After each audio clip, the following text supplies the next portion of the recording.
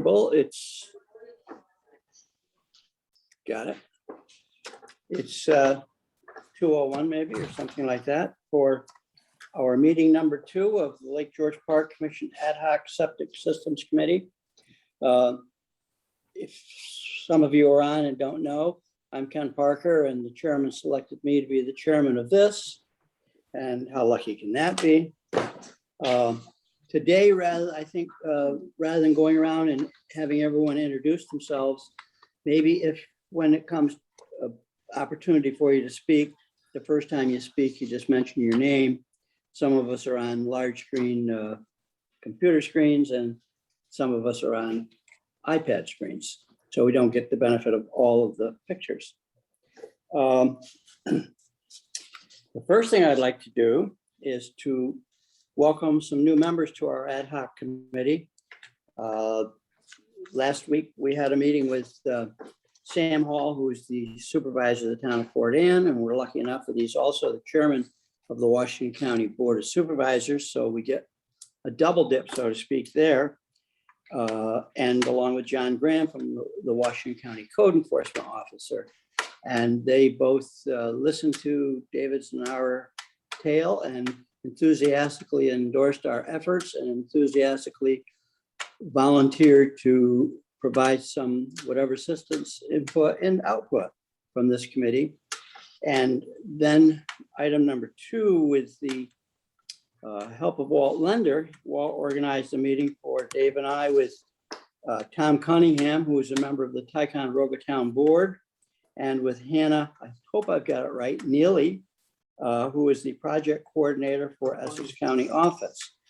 So that brings the circle of the lake, so to speak, complete. We now have representatives from all the municipalities, counties, towns, villages, et cetera, on this committee. I did want to, we continue to talk about the importance of this, and there was an interesting item. If you don't all get the Lake George Mirror, it's a worthwhile venture to spend a quarter and get. But this current issue, a man by the name of Ben Fischel, senior publicist and spokesman for National Public Radio in Washington, D.C., and a longtime summer resident pilot now. So he has some skin in the game. And he wrote a nice article titled Lake George by the Numbers. And it's got a lot of numbers in it, which I'm not going to go in, but the one that caught my eye was a number that I hadn't seen before. And I'll just, with your permission, I'll read from it. About, excuse me, about 3,370 call Lake George their primary home, according to the 2021 census. But the summertime population can swell to 50,000. The retention time of the lake water is 6 to 8 years, which is relatively long. In other words, if the lake water gets polluted, it can take a while before fresh water takes its place. So in my mind, when I read that, it was shockingly told me why, for all the obvious reasons, why we're doing this. We'll get underway. Today's meeting, we're going to a review of the first meeting. We had a great staff, we had great input. We talked about our position, we talked about resources, lake nutrient levels, importance of consistency around the lake in Queensbury, the getting the municipal programs at the end product to all look as much alike as appropriate, understanding problematic soils, transfer programs, property transfer programs versus total inspections, what's happening in the New York City, Hudson River watershed, and a whole string of other stuff. I think the minutes of the last meeting posted on the website, David? Yes, they are. Yeah, they are. So you all can, with an interest, can take a look at that. So further ado, I'm going to turn it over to Dave and Jason, and they're going to review item number A on the agenda, if you've seen it, of other septic inspection programs in New York State. Thank you, Ken. So we forwarded out an email on Tuesday that had just kind of a highlight of some of the things that were on our website. And Jason, unfortunately, is not in the office today. but I will try to fill in. So a while back, a couple months back, we started looking at what are some of the other programs that are out there in New York State that are a little bit ahead of the game, ahead of us anyway, in terms of their program regarding on-site wastewater system management around their lake shores. So I did a cursory review originally, found some sites in the Finger Lakes. I've been working with some of those guys on and off for almost 30 years, the Win McIntyres, George Bardens, those folks. Talking about Cayuga Lake, Canandaigua Lake, Cayuga, Honeoye, a few of those. So we started putting together a matrix and just saying, let's kind of get the base information down from each of these water bodies, talk to the program managers, go on their websites, figure out what they have for regulations, any originating documents, how they got to where they got. So what Jason has posted on the website right now, I'm looking at it, is a PDF of at least a snapshot right now of a few lakes across New York State. Thanks to Tom Snow, forwarded us a few towns down in the New York City watershed. So these are all, hopefully you've had a quick chance to take a look at it. Some of the information, if you're not looking at it right now, identifies who the program manager is, how the program is funded, which is important as we go into any next steps, why the program was created, what the inspection fee might be, what do they have for a frequency, 5-year, 10-year, whatever it might be, or upon transfer, who does the inspection, whether it's in-house or certified trainers, those types of things. So if you get a chance, take a look. It's, I think, a pretty well done, at least cursory document that gives us a good understanding of how some of the other lakes that have been experiencing some challenges with septic systems near their lake shores have really adapted to that and kind of moved forward with their own programs. Most of the folks that I had talked to, the watersheds that they worked within tend to be shale, slate, clay primarily. So they've had a lot of long-term challenges with water quality and septic systems. And that would of course lead to more indications of failing septic water quality violations. So at least the 5 or 6 septic inspector program managers that I talked to kind of indicated that's how they got to where they got, because they had a very clear and visible problem when they were going out to properties. There's a lot of surface failures, and we don't have a lot of surface failures around Lake George. Before Rob Streeter retired from DEC, he and I had several conversations about how often the DEC would be called out in the Lake George Basin for a clear surface violation.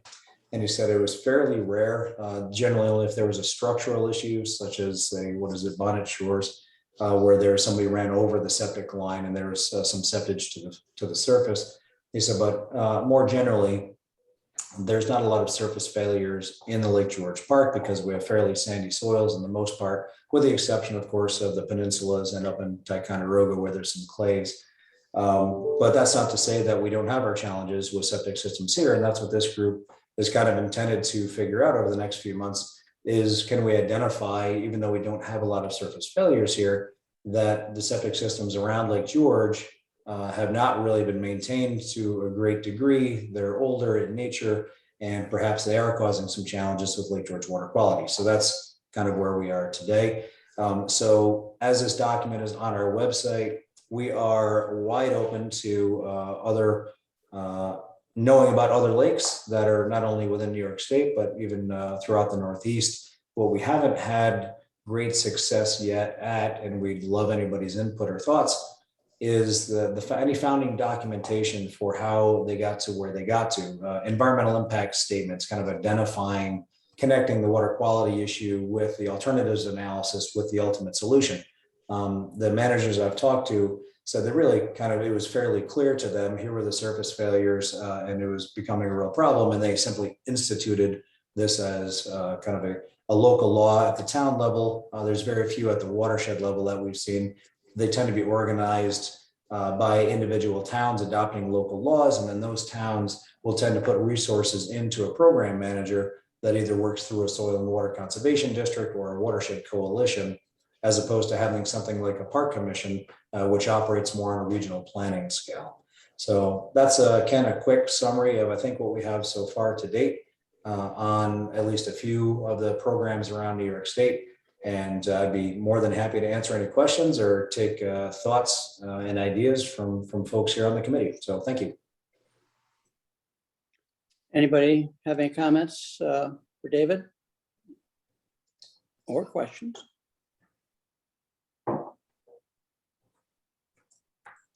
Hearing none. Chris, Chris, you're on mute. There you go. I know you like that, Dave.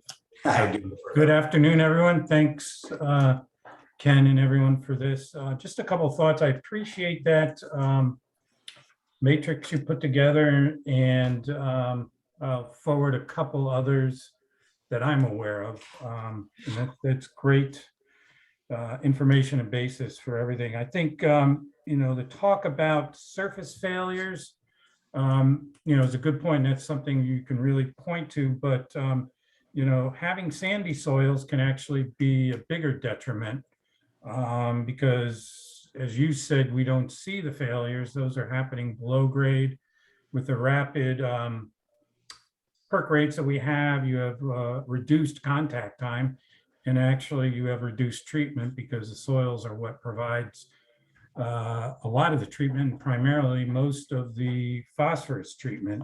Also, with the levels of calcium, that can also impact the way and the level of treatment. So, I think those are some of the things that we should bring in as well during our discussion. That ties into what we had discussed last month with the importance of soils and the importance of making sure that we have that contact time. The other thought is, I know the need for studies and to show that, but maybe we can do a mass balance. If we show that we've got septic systems, we know septic tanks will only remove 20-30% of the phosphorus, and you move to the soils, and then we've got a loading of X amount of people. I think maybe we can do a bit of mass balance and just show how much probably is in our soils as far as a yardstick, and get an idea on what the loading is to the watershed. But just a couple thoughts. Thanks. Thanks, Chris. I guess, Ken, if I could just jump in real quick. I think the idea of the studies is something that Sean is going to be talking about. I think they've done a nice cursory job of looking at some of the science that's out there, and I think that's going to be very helpful. So we'll get to that on the agenda pretty shortly. Okay. Anybody else have any comments for Chris's remarks or anything's on your mind? It's open forum time. Hearing none. Ken, Go ahead. this is Sam Hall. I don't know what happened. My picture went off, but I'm still on here. My name's up on the screen there, I think. So Okay. I don't have anything else to add. I just wanted you to know that I was participating here. Okay, we're glad to see you, and maybe you'll get a face at some point. Yeah, well, that's what I think happened. I think Dave saw it. He shut me off on the screen. That's okay. Thanks, guys. Well, we welcome you to what we consider the first of many meetings. Not a lot of meetings, but many meetings. And speaking of meetings, let me just say this. David did circulate an updated calendar from August through September of both this ad hoc committee and the Park Commission in-house committee, which are slightly different. And so is that on the website also, David, the schedule? It's not. So the ad hoc committee is very consistent. It is every first Thursday at 2:00 all the way through December. So for this committee, that is very consistent and easy. Remember, the more specific one to our 5 commissioners that are involved, that has some random days on it. Yeah. That was sent out to them. Yeah. Very good. Now we've got, we're going to talk about some septic mapping and GIS analysis from Randy, Jason, Sean, and Joe. Who wants to jump into that?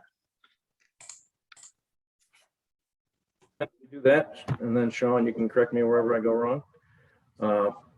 Unfortunately, Randy and Jason are not in the meeting today, and they really put in the lion's share of time. But the goal here, as you all know, is to try to evaluate and understand the systems that are in the basin. And then, of course, can be done through GIS. We've been working, had some meetings with Chazen remotely. And the game plan is to come up with a mapping methodology that everyone agrees with as far as what data layers are going to be used if they're appropriate, and then what we're trying to find out. Obviously, we want to know the number of systems, but also how they exist in the landscape with respect to water resources or slope or soils. And so Jason's been working closely again with Chazen and also with Randy Rath, who shared a lot of time as well as data. And I believe at this point, the commission has all the relevant data it needs. Randy's been kind enough to share some soils data that's publicly available. We have parcel data from 2020, streams data from the environmental resource mapper, wetlands data. And so the next steps, working with Randy and with Chazen again, are to write up a methodology before Jason really gets too deep into the details of the mapping and analysis. Make sure we're all in agreement on again those layers that'll be used and the end goal. And then I assume probably within the next few weeks, maybe before the next meeting, we might have some of the results of that analysis for you.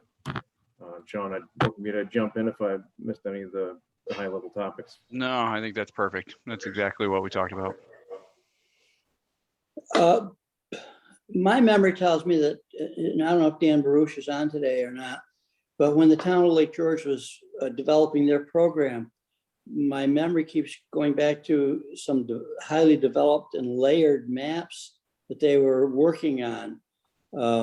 I think I know what that means, but Sean and Joe, is that part of the direction we're going in, this goal to help people identify any specific spot with exactly what's going on? Do you want me to answer that, Joe? Yep. Yeah, go ahead. Yeah. I don't think it's going to be quite as detailed of an analysis because there was some, engineering judgment placed upon those maps that you're talking about, the layered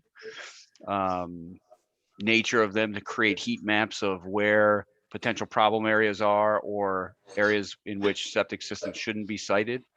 Right now, I think the goal is let's get the publicly available information only and leave some of the quote weighting part of it, which is what we spent a lot of time with, including with Chris Nowinski, in developing the heat map itself. So right now it's more of a raw data analysis of how many systems are there, and then maybe some of the constraining layers and geography. But to this point, at least, we haven't talked about going further than that.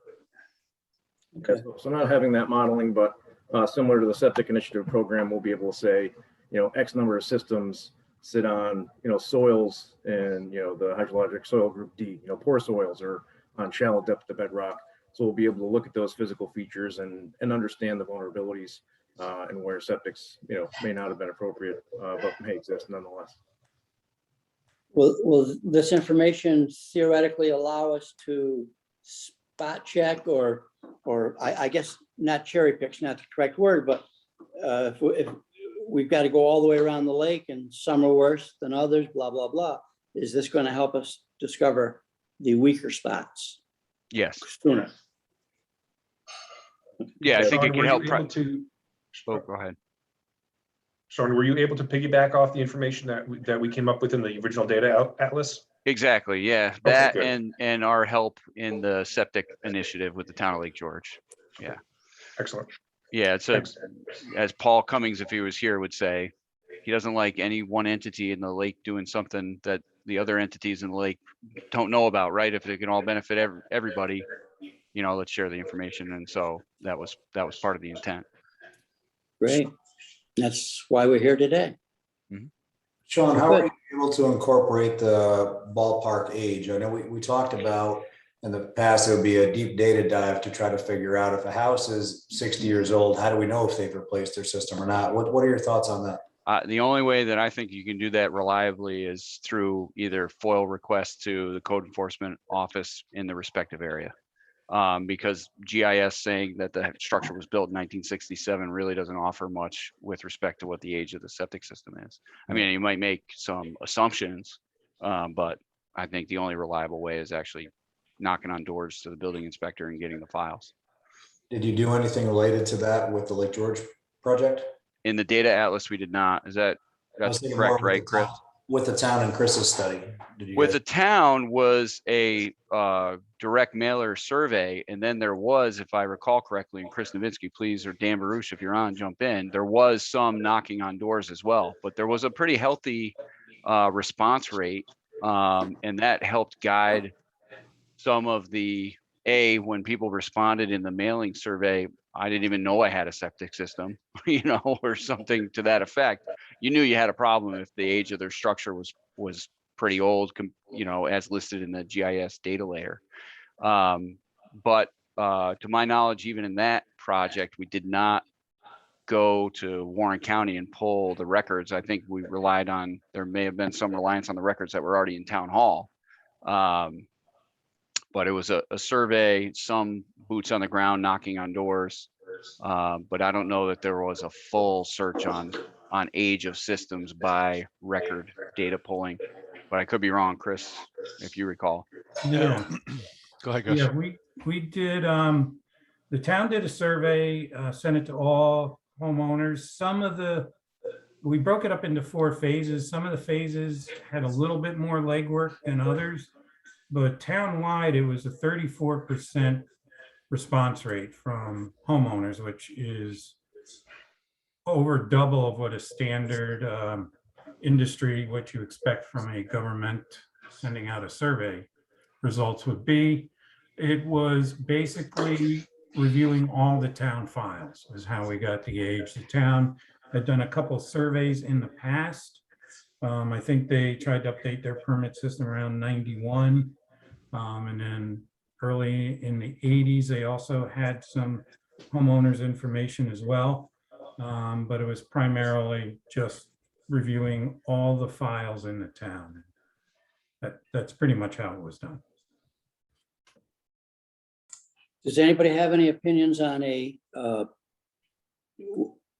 utilizing, we have a pretty good inventory, I believe, between the associations and what all of the residents, name and address. Some of the information might be proprietary, so we'd have to be careful about how it's used. But the simplest theory would be if you simply sent a questionnaire to every homeowner that we think we're trying to reach. And if, Chris, if you think that 35% is a good answer, and we ended up with 35% of the 100% of information that we're theoretically looking for, doesn't that give us a big jump if anybody thinks that's a decent idea or workable? More data is better, obviously. And, the only thing I would say is that you tend to get the people that respond with the 35% are the ones that know their system, and we had few people that responded, although there were a couple I remember that said, I've been here 50 years and never had a problem with my septic system. I've never had to pump it, so I had a couple of those responses, which were, which That showed alone would problem make in itself. But I think I would recommend that. It's a big undertaking, and there's always a concern about winter addresses and summer addresses and things like that. But I'll help Dave lick some stamps if he needs. And we can certainly help generate the mailing list from the records that we have. Yeah, I think it's a possibility, a spot that we should pursue, because if we ended up with 35%, I mean, the 35% that you're going to get, I support Chris's theory, but that's a 35% of the addresses that you can theoretically eliminate if you're knocking on doors and got a shovel on your hand. Yeah, because the building code office review could be very lengthy too. Obviously, everybody understands that. So that it alone could be a big endeavor. Yeah. Okay. Ken, Kathy Lombard. I totally agree with what Chris said as far as, and what you've said about sending out the initial survey and what the response probably would be.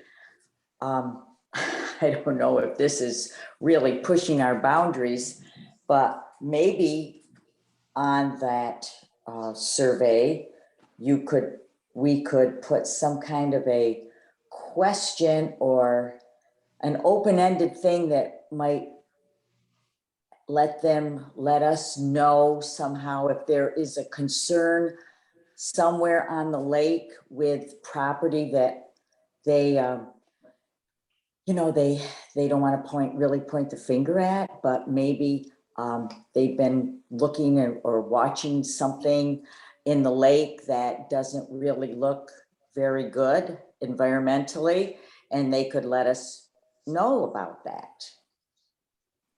Even though it's kind of a moot thing, and it's not, you're still not mentioning any names at the time, but they might be able to also give us some more information as to what they've been noticing going on. Because you're going to find out that the people that are going to respond are the ones that know all about their system and have been maintaining it and are very aware of what's, of how it's working. Just a thought. Thank you. Anyone else? Joe? Chris Novinsky, did you or Sean look at the real property database that we have in the Park Commission that was assembled by Sarah? I did not know, Joe. Okay. Nope. It's supposed to have all of the parcels that are in the watershed, and the information in there has when there was a building there, and whether it has lakefront, all that kind of stuff. So it might be worthwhile to take a quick look at it. We did review the county's tax parcels for the town of Lake George. So we did have information on the building's age, when it was constructed, the Right. number of bedrooms that were in there. So we did have that information, yeah. So Okay. whether that overlaps with what you're referring, so if it's Sarah from the county, yeah, we probably did look at that. And that was one of the bases that we used for when Sean referred to the analysis, the engineering analysis. So when we looked at a file in the town, we saw what the size of the system or septic tank was. If it's 1,000 gallons and the property data says that it's 5 bedrooms, clearly the septic tank is undersized for the 5 bedrooms. So it should be 1,500 gallons. So that was part of the weighting system I think Sean was referring to as far as an engineering analysis that went into the rating system on particular systems. We did a site suitability analysis that talked about the soils, depth of bedrock, slopes, setbacks to surface water bodies, hydrologic conductivity.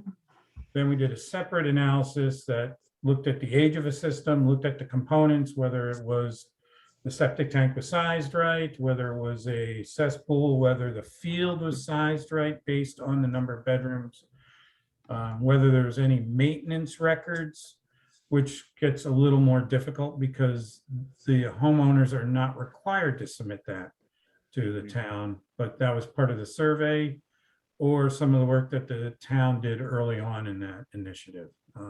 So those were some of the bits of information that went into the more detailed weighting for the engineering assessment.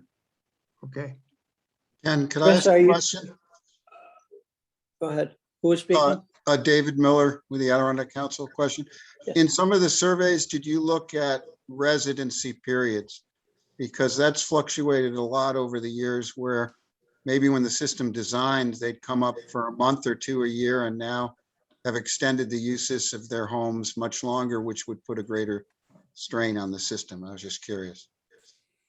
We did not, Dave, and I don't know whether, I can't answer on how reviews are done, but my understanding is you design a house, it's based on the number of bedrooms, not on, seasonality of it. So we assumed everything's year round, and that's the way we approach that analysis.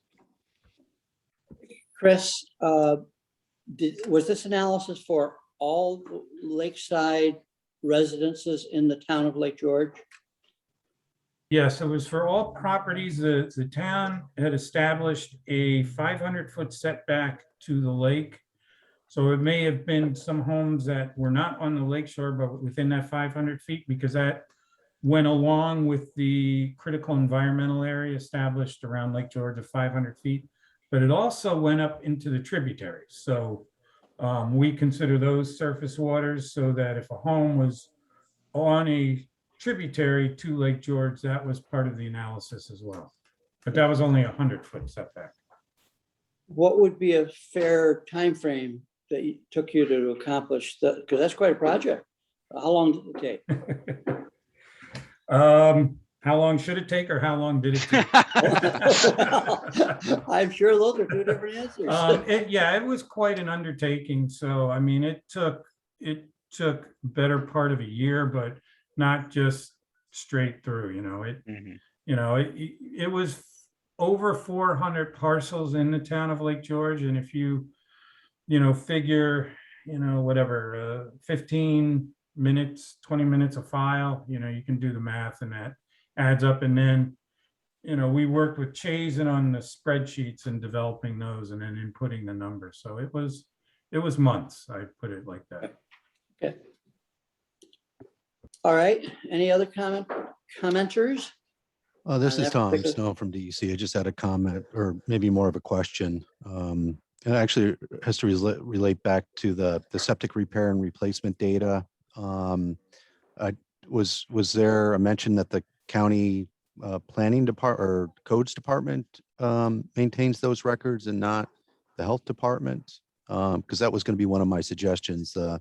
Similar to what we do down in the New York City watershed, we do pull all the information for septic repair and replacements over the course of a year or many years to help further identify what the influence of septic systems may be on an adjoining or adjacent water body.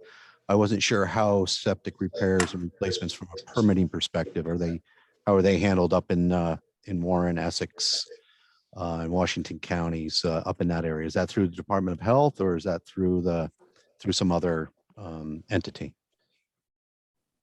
Anybody have? Kevin answer? Kenyon, you're on today, right? Yeah, I'm here.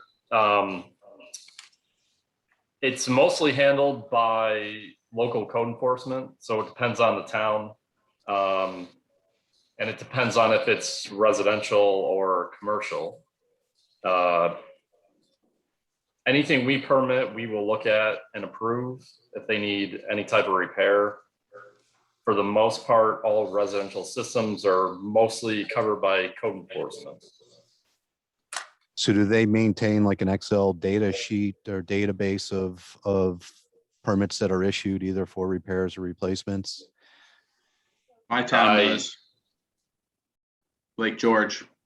Yeah, it's Chris Brown. So it does vary. So what Warren County performs building code inspection services for some of the municipalities in Warren County. Dan just jumped in. Town of Lake George does their own. Village of Lake George does their own. I think. Well, the county doesn't do sanitary. Well, not in all the communities, right? County doesn't do sanitary in any community in Warren County. They enforce New York State building code. We locally enforce the sanitary ordinances. The only difference from localities signing off on permits is, as Kevin mentioned, if it's temporary residence, hotel, motel, tourist accommodation, it's usually going to DOH. If it's over 1,000 gallon a day flow, it's going to DEC. So anything else, anything for single family is coming to the local, should be going to the local offices. I don't know what maybe the towns that don't have a code officer do. So that's where I was going, Dan. So Town of Bolton does the same thing. It's yeah. done locally. Washington County, similar process is where I was trying to go, Dan. Is like, and so the challenge. So just to back up, so the septic inventory, I think Jason's first goal was, let's get a count on the number of things, and we have a methodology to do that. And then the second step is age and quality. That requires a greater level of investigation. I don't think they're proposing to do that at this juncture, but as we move forward, it's absolutely vital information to have. We can make some certain judgments about age of system absent the building permit record, but as Chris mentioned, it's like how deep you want to go in this. If you were going to fast forward, we're starting a registration program, you would then investigate and invest the time in that process. And so that's where we're just like, hey, first step is how many, where, by municipality. So you understand what the work effort might be to that end. Yeah, and just knowing this. For a this. sec. Oh, go ahead. I'm sorry. Sorry, it's John Graham from Washington County Code. As far as the properties around Lake George, the county does handle the septics. Right. If it's 1,000 or under, so it's not each individual town in our area. It would be the county level. We got the files in our office here for it. So wanted to clarify. Thanks. And what I was going to jump in to say to piggyback on what Chris Round said is you can learn a lot by just looking at the lot size and how close it is to the lake or to a tributary to see whether or not make a reasonable judgment on whether or not it fully conformed with Appendix 75A, which this initial mapping effort that Joe and Jason and Randy and others are helping to pull together, I think visuals always help, right?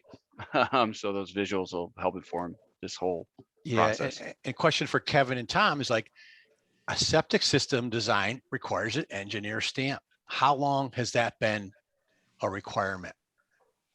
That's been over 20, it's gotta be over 20 years, right? Yeah, that's been as long as I've been around, at least 20 years. Right. I know, and if anybody's on from Queensbury, correct me if I'm wrong, but some of the replacements systems in Queensbury, they don't require a PE. I don't know if that's true. We're the town designated engineer for Queensbury. Every once in a while, Dave Hatton will refer us a complicated one, we'll say. Okay. But I can't answer the question about whether or not Queensbury requires a stamp or not for certain situations. Everything that we've seen had one, but those are usually pretty complicated systems. Going back to Chris's original question, it's been on the books, as Kevin says, for a long time, but it's only been enforced in the last 5 to 10 years in most towns. Yeah, I will say that every town and county across the state does things totally differently. Makes it fun, right? Here's that argument for consistency, because it's not being enforced in uniformly across counties, towns, et cetera, and it becomes, you hear the confusion in our conversation today. Oh, there's not a county department. Our county department, the Warren County Department of Health, has nothing to do with septic systems. You go to Ulster County's Department of Health reviews septic systems. And so it's confusing. It's confusing. Yeah. One of the clarifications is we really don't have a county board of health. Most of the counties or urban counties have boards of health. So it falls on Kevin's responsibility and the district office to support the towns, and that's a big burden. And I will say that as far as replacement systems go, just in our district, we see a wide range of differences between towns, because we'll get some waiver requests when a replacement system can't meet separation distances from some towns, and then other towns we don't ever see them. So even in our own district, it's totally different depending on the town. Right. I can recall, Kevin, that was a point of debate in Queensbury for many years. Perhaps, Tom, this is like, well, can you grant a waiver? Who's granting the waiver? They were granting waivers for holding tanks only and in the lake communities, so it's a really mixed bag. It not only varies by town, but it varies by the town board members. Because right. Over time. So I think you've answered my question that there's no general centralized area from that perspective. So that data and information is probably not likely available to anybody to do any sort of analysis. No, you'd have to go to many different entities to collect the information and be a big endeavor. Well, I mean, and we would only be necessarily looking at those within a certain limiting distance. It wouldn't be within the entire municipality. It would be within, when we do TMDLs here at the department, generally when we're calculating phosphorus loading to a particular water body, we're not looking at every single septic system. We're looking at generally those septic systems within, say, 250 feet of the water body. So, in looking at potential for problematic septic systems, to be consistent or to have some relative consistency, you wouldn't be looking at everyone. You'd be looking at whether it's the 500 feet within the critical designation or something smaller than that. Maybe it isn't as big of an issue than looking at everyone, Right. just in a certain limiting distance. Mhm. Interesting. Thank you for the answers. Great debate, great discussion. The answer is our only consistency is inconsistency. We knew that going in, but it's interesting to catch a bunch of different points. That's one of the reasons for the park commission to jump in.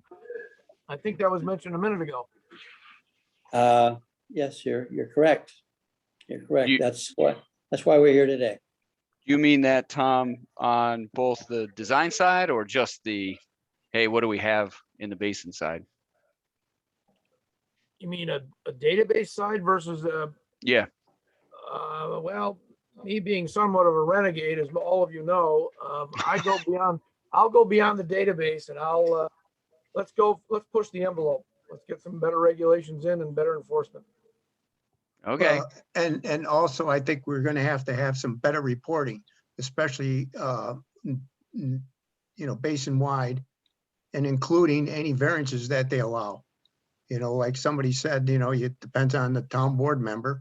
He might get a variance that might not be acceptable in the long run. Right. That's the reason we need the consistency and standards. You're right. So that so there's no question as to what do we do. The question is, where do we look this up? Because we know it's what we're supposed to do. That's our goal. One of them. Yeah. Any more comments on this, or we'll keep moving on? Lost my place in my Wait, agenda. Mr. Chairman? Yes.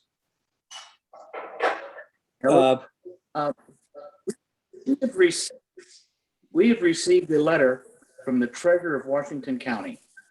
And they're telling us about the septic issues, and there's money available to repair septic tanks. And we got two letters, one for the piece of property our house is on, and another one for a piece of property we own, which has no house. So Washington County's treasurer's office has got a pretty good listing on who's got properties around the lake. Am I correct on this? Washington Sam? County, you around here somewhere?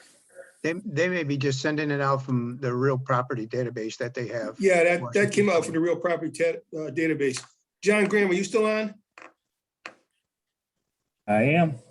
Yeah, can you talk about the mapping stuff you use to locate the tanks? Anything along that guidance? The mapping that we use to locate tanks? Well, to the septic tanks and the septic systems. Do you have something that identifies? Do you have something that identifies, or are you using the one that the treasurer uses? Well, what we currently have, I mean, we're not actively going out looking for stuff at the moment. So what Al Nolet sent out was, I think he said 1,300 letters to people that potentially fall inside the designated fund area, just to kind of bring it to everybody's attention to say, hey, do you have any problems going on that you're aware of? There might be funding out there, but we're not actively going out searching for septics right now. So That's the I have state to funding, right, imagine- that Warren County just got? Yeah, this must be, Mr. Floyd, for New York State Environmental Facilities Corporation funding to replace septic systems up to half the cost with an ETU. Is that the letter you got? yeah, Okay, so and it's this from is, the treasurer. Yeah, I'm sure. so in Warren The tax County, maps or Ethan's probably working on a similar letter. exactly. Our friend Ethan, who's on the line, is probably doing the same thing for Warren County.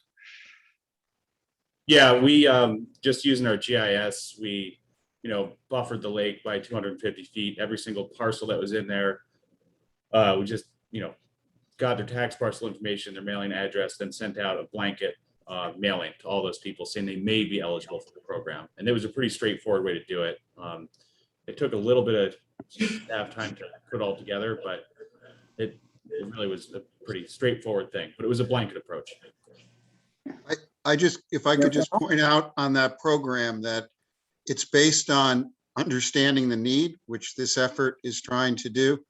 And so there's a minimal amount of those funds going to Lake George counties, but it could be much more if a need was shown. And they assess the need each year of how much each counties get.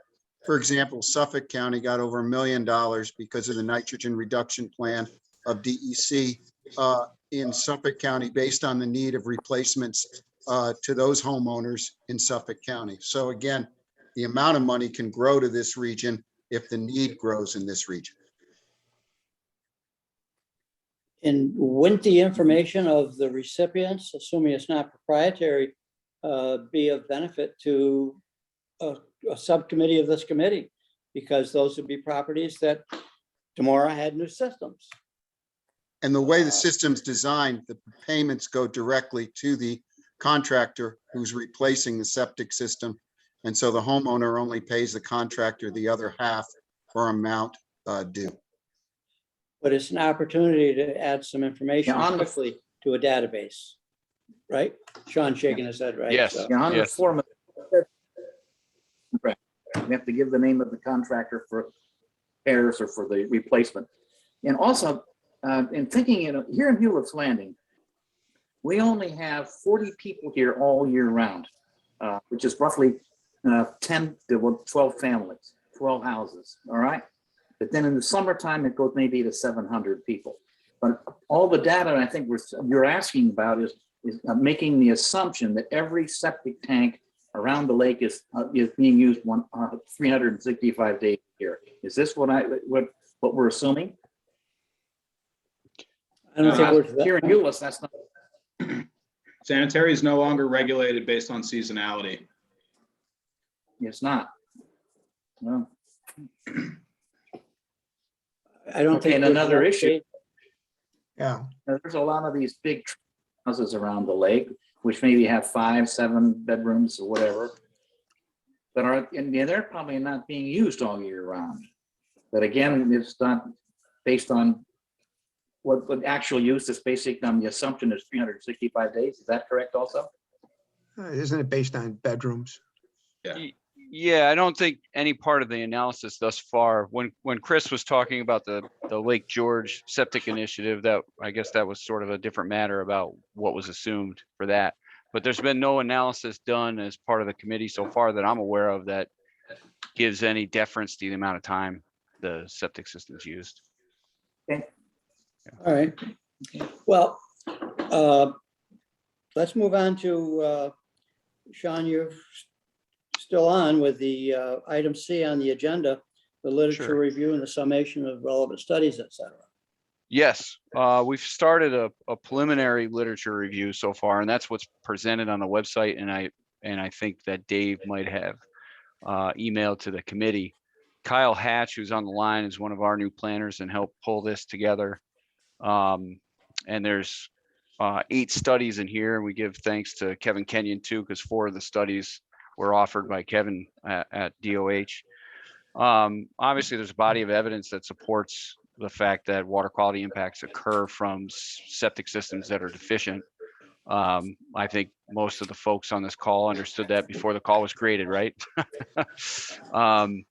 But what we'd like to do with this is sort of in draft form. We'd like to build on some of the findings and key takeaways that we've presented for each one of the studies, because there's a little bit more information we can offer on each one of those.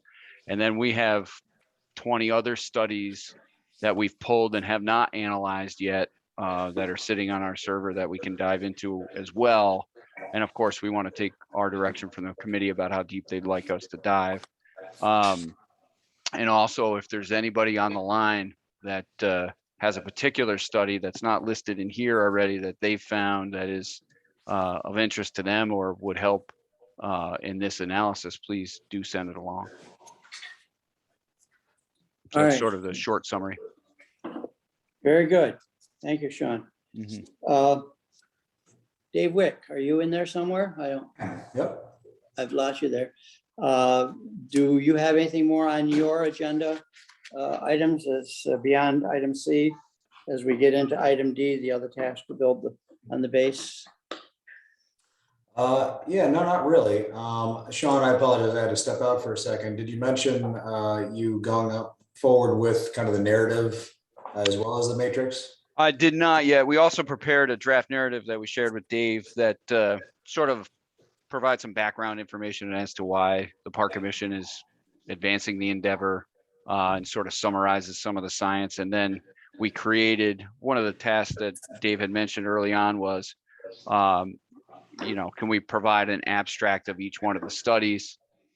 We can do a longer version of that finding / key takeaways in this spreadsheet is sort of a even smaller abstract. So we can do it either way. And we thought we'd pull that together sort of last because this sheet, which hopefully most of you have, provides sort of a quicker menu and information than reading, some of the more lengthy abstracts. Right. So just for the committee's understanding, the goal of everything we're trying to get to here is, of course, the decision point, which is going to come at the discretion of the committee and our chairman to say, do we have enough information to decide whether this is something that the commission wants to take on? And if so, how would we do that? That's a whole separate conversation. If the commission decides ultimately that, yeah, we think it's in the interest of Lake George to move in this direction, that would begin a phase B, which is all about the different inspection program possibilities, how it would actually work, those types of things. So what we're trying to get with and from and out of everybody on the call today in our committee is what is coming up with the chairman's next steps, which is we've been talking about these three pieces of information, which one is the literature review that Sean just highlighted. Second is what Joe was highlighting on the GIS review. Third is what Jason's been working on with, how are these things happening in our water bodies? What we want to make sure is we have enough brain power on this committee to say, if you're going to move forward in a regulatory fashion, you have hit all the right steps where you have enough information to convince decision makers and the general populace that it's the right thing to do, and you're not just moving on because somebody said this was important without having the scientific background to do so. So, and Ken is introducing the next agenda item, or maybe I am, I guess, which is the next steps.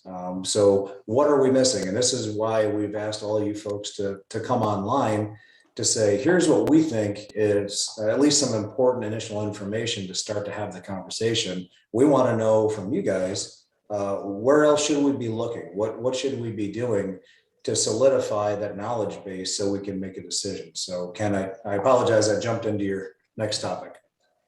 Not at all. I'm hoping that because I've just panned my screens and I see a lot of folks here, and we don't want to deny anybody an opportunity to speak for a short time. And Justin, are you available for screen monitoring? Absolutely, Ken. Okay, folks, I would hope that if you just signal, Justin, how they signal? You raise their hand? So it's kind of tricky because not everybody has a camera on. So if you have a camera on and you want to raise your hand, I can see you. And then if you don't have a webcam available to you, if you want to unmute yourself and speak up, we can start calling through the list here of folks who want to speak. Okay. You all heard Justin in orderly fashion, please. Who in our group and outside of our group would like to add something to today's meeting?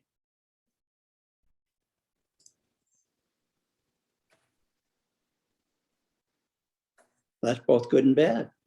Well, I'll just point David? out. I have my hand raised. Okay, go ahead, Carol. You go first. Thanks, David. I put some things down in chat. In particular, when the survey was done in the 70s, and I know, Tom, you took part in that, there was a lot of information gathered. It was in the green building out back. I actually went through them once with Mike. And that is a lot of the information you're looking for, that survey information. You just have to go through the boxes. Same thing as going through the towns, but there was some additional information that was taken down during those surveys. I also want to mention that we do have an Excel sheet of a survey that was done with the help of Kathy Bozzoni and others for Queensberry, and it does have a lot of these information. We got a pretty low turnout, but around 20%, but still there's information there, and everyone is listed for Queensberry. So there's a lot to be gathered from there. I do want to mention that when you review some of these articles, I'm not sure which ones, because we're not apparently on the emails that are being circulated. It would be really nice if we could be on those information that gets to circulate on that. I think some of the same people are showing up outside of the committee that would like to be included on those emails, so we know what information is going about.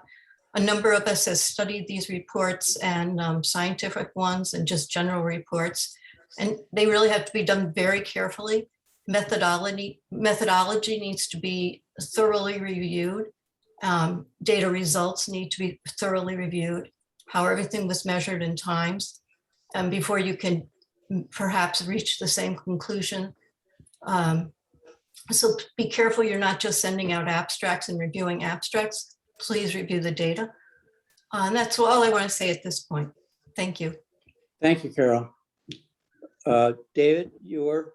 Yeah, I was just going to say two things. The reason I brought up seasonality is in some very rural areas, and it may not be true for the town of Lake George or Village, the septic designs were done 50, 60, 40 years ago when the requirements were very different. And then so they were designed around a seasonal use. And then when they became year-round use, the systems became overloaded very easily. So I just say that for some of the rural parts of Lake George watershed, that may be an issue, because it had found to be an issue in other parts of the Adirondack Park. And we also, Dave has a copy of this WIC, but I don't know how to circulate it to the group. We did a white paper with the help of Lake George Association's inputs and many others on this call. And if that white paper is helpful, the Adirondack Council white paper on septic systems in the Adirondacks and where the current programs stand, Dave, if you could circulate it to the group, because I don't have access to do it, we'd be happy to share it with you.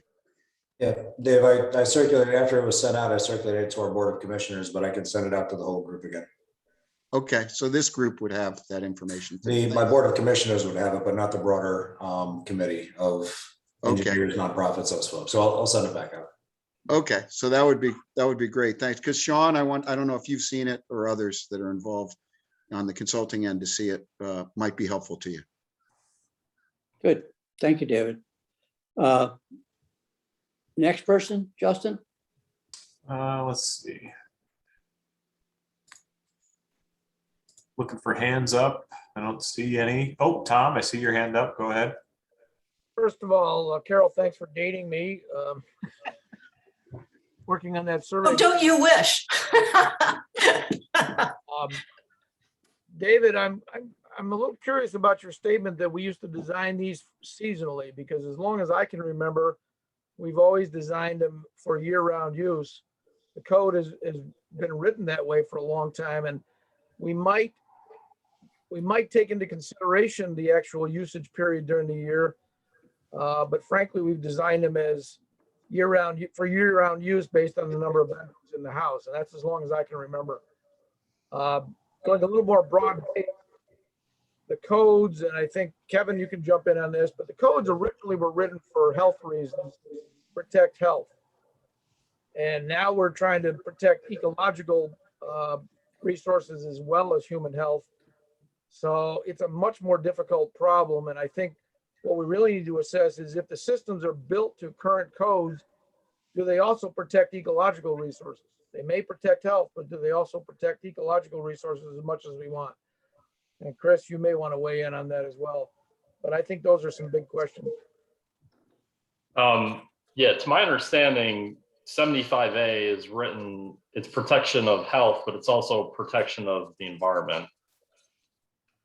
Yeah, And there's to some degree, but originally it was written for health purposes.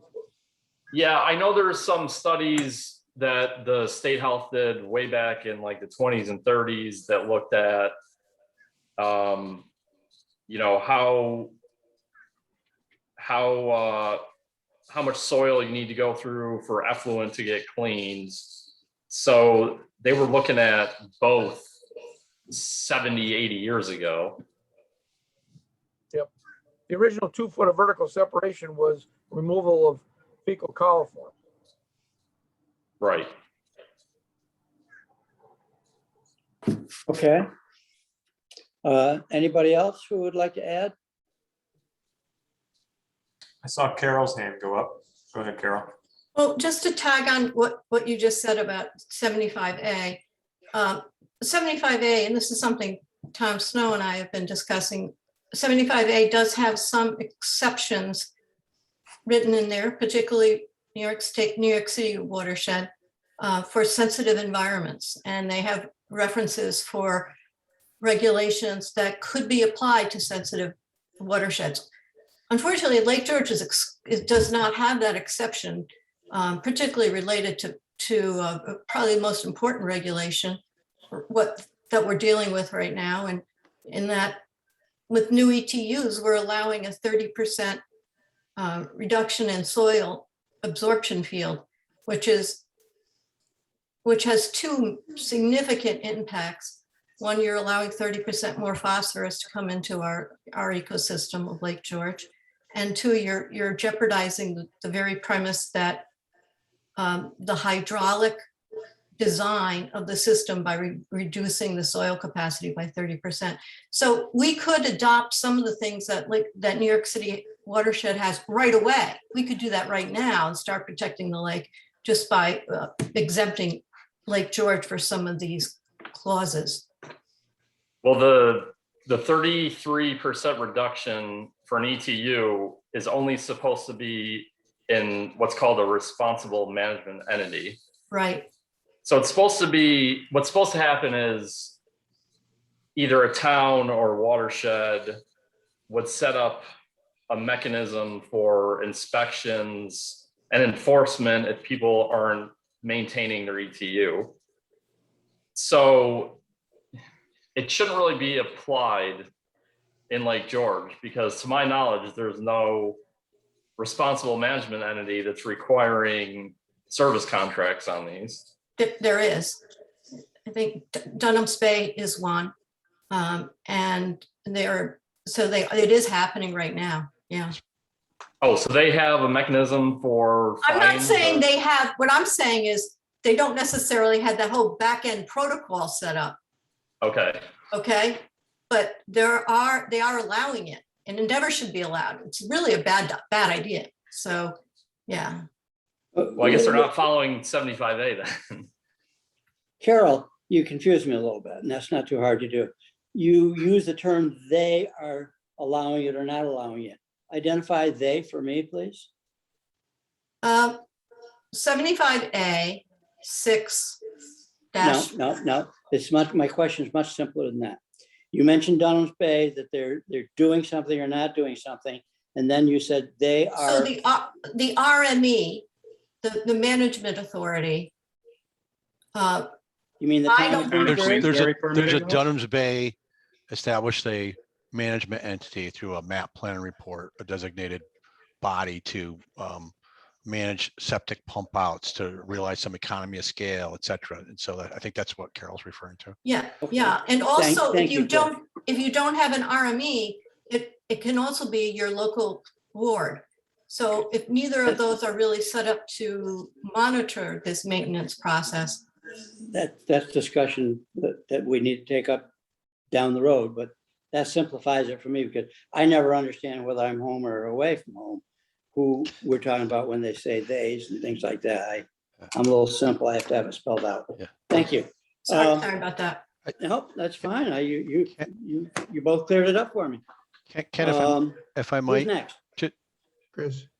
just, I wanted to, I'm not a committee member. I was, trying to help facilitate the first meeting, but I heard two things today that I want to make sure everybody's hearing the same fashion that I'm hearing them. One was we had during the GIS, I think it was the GIS conversation, I think this effort should define the number of different jurisdictions that are involved in permitting septic systems, or the gaps that occur. So we heard, I think in the chat, Town of Hague has no enforcement staff, right? Or no inspection staff. So who is inspecting the septic system in Hague, as an example, right? And I thought it was Washington. I thought it was Warren County, because Warren County does do code enforcement. Dan Baruch tells me, no, they don't do septic systems. I think they do some septic systems. Washington County, you heard, so there's disparity, or there's back to the inconsistency. So I think it's important that you document what's occurring and what's not occurring in the way of regulating septic systems, just the installation of them. And then the second thing that I heard was this confusion about seasonality and the definite, that septic systems are designed for a number of bedrooms. The other conversation that's going around Lake George is this, what do we call them today? Airbnbs, or short-term rentals. And so the loading that is probably occurring on septic systems from a 3-bedroom home is no longer a 3-bedroom home, because you have 10 and 12 people, and a bedroom would not accommodate, 3-bedroom home would not accommodate 10 individuals. And so there's probably a cause of concern that should get documented there. Not that we want to venture into that territory, but certain communities like Lake George is dealing with that issue. And in resort and communities, we do see certificate of occupancies posted on the wall that say how many people are permitted to reside in this home. So I think there's a disconnect there that could have additional bearing on the validity of a septic inspection and enforcement program. So I'll leave it at that. Good points. I couldn't agree more with that, Chris. I think that the VBRO and the Airbnb piece is critical. Part of the justification. If the park commission is going to move forward with something, it's certainly part of the justification. Warren County does have and has implemented a registration for, I don't know if they term them transient, but short-term rentals. You have to register, and they do, code enforcement does inspect, and they do establish a certain occupancy for them in Warren County. I can't speak to what happens in Essex or Washington. And we request those inspections at the town of Lake George when we issue short-term rental permits. And one of the things we did locally, because of the issue Chris mentioned, if you are on sewer, your capacity is allowed to be up to the max what the county set based on property maintenance code. If you are on a septic system, your capacity is the size of your system based on your bedroom count. You have more bedrooms than your septic system can handle, you're only getting what the capacity is of the septic system, 2 people per bedroom. So some people have cursed at us over it because their house is large enough for 16 people, but their septic system is not. But that was the way we were able to rein those in and set local numbers on non-sewered properties. Okay, I see a couple of hands up. I see Chris Nowitzki, you've had your hand up for a while, but Susan Wilson, I think looks like you want to make a comment in response to what we were just discussing. You want to go first? Sure. Bolton anticipates having a short-term rental ordinance in place by the end of the year. And included in that would be that your permit will determine how many can be in the unit at a time, and it's going to be determined by your septic. So that's going to tell you how many you can have in the short-term rental. Okay, thanks. No matter how many bedrooms you have, it's going to be determined by the actual septic. Okay. Chris, would you like to speak? Yeah, sure, thanks. Just a couple points. I want to echo what Dan said about the town of Lake George. In fact, recently, one of those cases came in front of the zoning board. The person sought a variance to allow an additional bedroom, which their system wasn't sized for. And I would like to say the zoning board actually denied that application. So that was good to see. And that's And we all got the death stare. oh yeah. You can blame it on me, Dan. But then also, going back to the RMEs, town of Bolton's just upgraded their septic ordinance in the town and requiring contracts to be filed with the town as part of their ETU. So that is something that the town is doing as well, oversight. And the only last thing I'd add is while you're talking about studies, I would take a look at water quality studies on Lake George, not just focusing on the septics, but the study done in 2019, which updated Darren's study of the lake and the long-term study that shows the 60% increase in orthophosphorus in the lake, which is the biologically available phosphorus. Phosphorus levels total haven't changed, but the phosphorus of concern has increased significantly, 60–70%.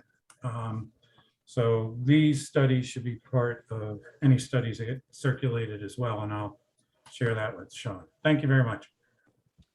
Thank you, everybody. If we don't have any more, the hour is getting on, and we don't want to keep everybody from everything. If there's nothing more critical, our next meeting is scheduled for, I have it here, David, unless you beat me to it. Oh, here it Let me is. see. It is Thursday, September 2nd at 2 p.m. Correct. Is it the same link every time, or is it a new link for each meeting? It is not, unfortunately. But it is already posted on our website. You simply go to the Septic page, you scroll down, and you'll see the meeting schedule, and you just click that link right there. Okay. Everybody, I appreciate your input and appreciate your future participation. Every time we keep going, but today I'm leaving with a feeling that this is like building a highway. And as soon as you get that 5th lane built and you get to the end of that mile, you got to go back and start on the 6th lane where you began. When we start thinking about Airbnbs and that type of capacities. So with that, I bid you the rest of the summer, go to the track, and we'll see you in September. Thank you all. We appreciate it. We really do. Great. Thank you, everyone. Bye-bye.